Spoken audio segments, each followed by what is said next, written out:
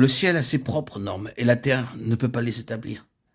Un des grands mots-clés de l'Ancien Testament, c'est sanctifier. Sanctifier signifie séparer, rendre sacré, consacrer, établir à part. Et c'est principalement une chose intérieure et spirituelle, séparant le ciel de la terre. Dieu a partagé ces deux choses, les a mises à part. Et il doit y avoir aussi cette mise à part d'une manière spirituelle. Ainsi, vous trouvez que ces hommes de l'Ancien Testament étaient des hommes qui étaient mis à part. Dans ce sens, quelque chose était accompli au centre même de leur être, qui les séparait de ce monde et les introduisait dans ce qui était différent, contraire au cours de ce monde. Et si, sous la pression, sous la tension, consciemment ou inconsciemment, ils touchaient cette terre, ils étaient tout de suite dans la confusion. Ils savaient tout de suite, dans leur être intérieur, qu'ils étaient hors de la voie et que la seule chose à faire, c'était d'y revenir. Voyez encore, et toujours que le ciel témoignait contre leur position, qu'ils étaient dans le trouble. Ce n'est que quand ils revenaient qu'ils pouvaient aller de l'avant.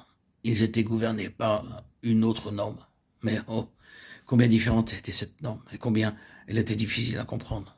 Considérons Caïn et Abel. D'un point de vue terrestre, Caïn avait eu une démarche très digne. Du point de vue des hommes religieux de ce monde, il est difficile de voir ce qui était mauvais dans l'attitude de Caïn ou ce qui était bon dans celle d'Abel. C'est seulement à la fin que l'on voit ce qui était bon dans la manière d'agir d'Abel. Celui-ci l'avait reçu du ciel. C'est un fait. Il avait reçu de Dieu et du ciel. L'autre était rejeté de Dieu. Et le ciel était fermé. Vous pouvez dire quelle est la norme? C'est la différence entre le ciel et la terre, c'est tout.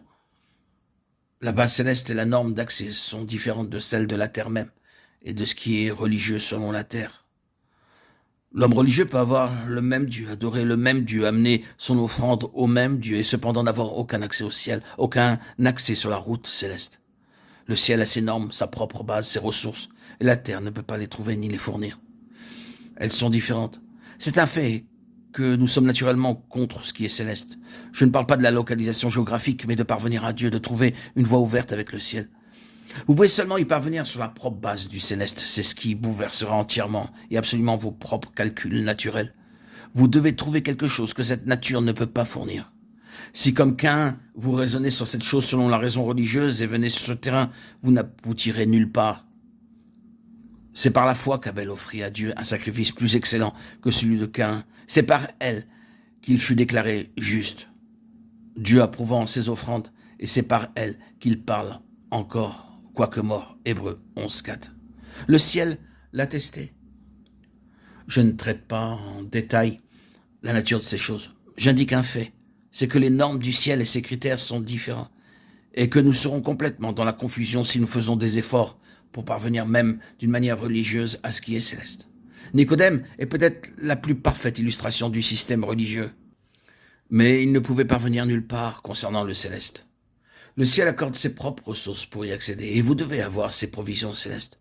Vous pouvez demander pourquoi cela à un millier de personnes, mais c'est un fait.